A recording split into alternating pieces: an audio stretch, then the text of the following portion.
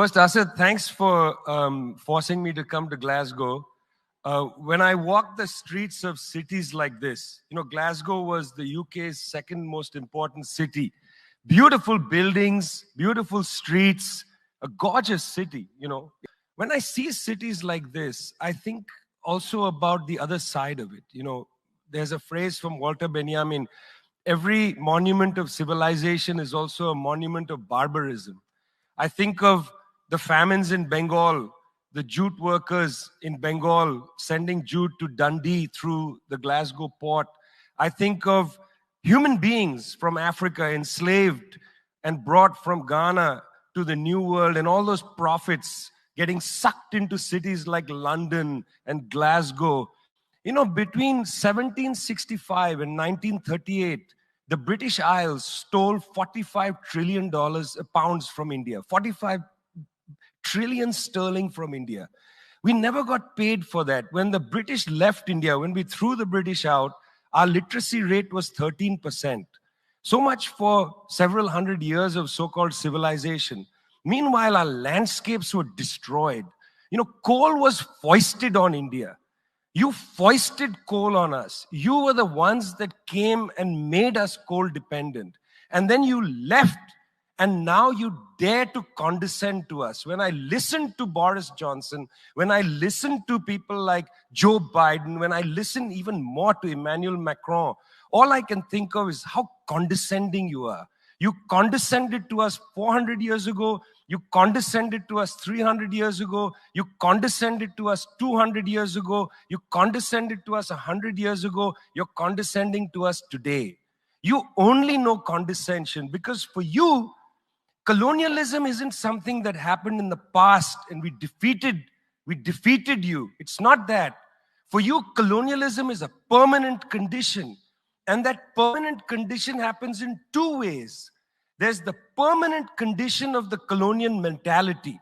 You want to lecture us. You want to tell us that we are responsible for all the problems because you'll never accept that you're the one principally to blame. You signed the Rio Formula in 1992 on common and differentiated responsibilities. You like the common part. You like the common part. You like to say we're all in this together and so on. We're not in this together.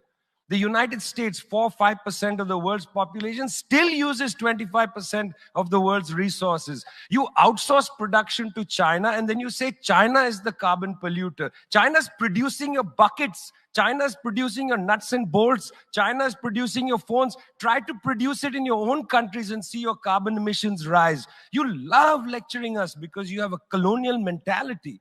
Then there are colonial structures and institutions. You lend us money, and every time you lend us money, which is our money, every time the International Monetary Fund comes to our societies and they tell us, here's the money we are giving you. No, it's our money. You give us our money back as debt, and then you lecture us about how we should live. It's extraordinary. It's not just a colonial mentality. It's a colonial structures and institutions which reproduce themselves year after year after year. And let me tell you something. The climate justice movement, not clued enough on this. Not clued enough on this. The climate justice movement is a movement that says we're worried about our future. What future? What future? Children in the African continent, in Asia, in Latin America, they don't have a future. They don't have a present. They're not worried about the future. They're worried about their present. Your slogan is, we're worried about the future. What future? That's a middle-class bourgeois Western slogan. You got to be worried about now. 2.7 billion people can't eat now. And you're telling people, reduce your consumption. How does this sound to a child who hasn't eaten in days? You got to clue into this, guys. You got to clue into this. Otherwise, this movement will have no legs in the third world. No legs.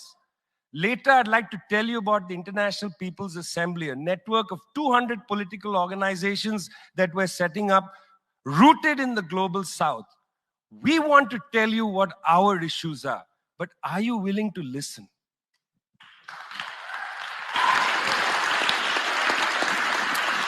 Thank you, Vijay.